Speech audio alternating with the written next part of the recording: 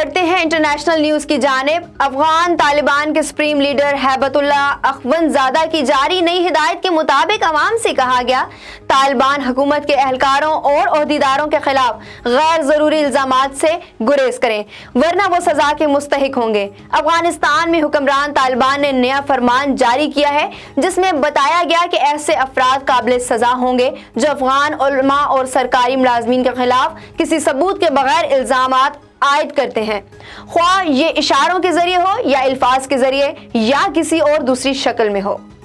ایران میں سیلاب سے 21 افراد ہلاک اور سینکڑوں بے گھر ہو گئے۔ غیر ملکی میڈیا کے مطابق طوفانی بارشوں سے جنوبی صوبہ فارس زیادہ متاثر ہوا ہے۔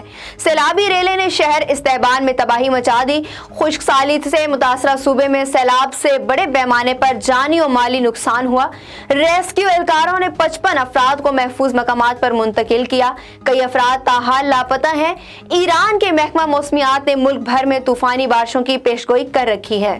اقوام متحدہ اور ترکیہ کی ثالثی میں یوکرین سے اناج برآمد کرنے کے معاہدے کے ایک دن بعد ہی روس نے یوکرینی ساحلی شہر اوڈیسا پر میزائل حملہ کر دیا۔ یوکرینی فوج کا کہنا ہے اوڈیسا میں روس نے میزائلوں سے انفراسٹرکچر کو نشانہ بنایا۔ یوکرینی حکام کی جانب سے اوڈیسا پر روسی حملے کو روسی صدر کی جانب سے اقوام متحدہ کے سیکرٹری جنرل اور ترک صدر کے تضحیک کے مترادف قرار دیا گیا۔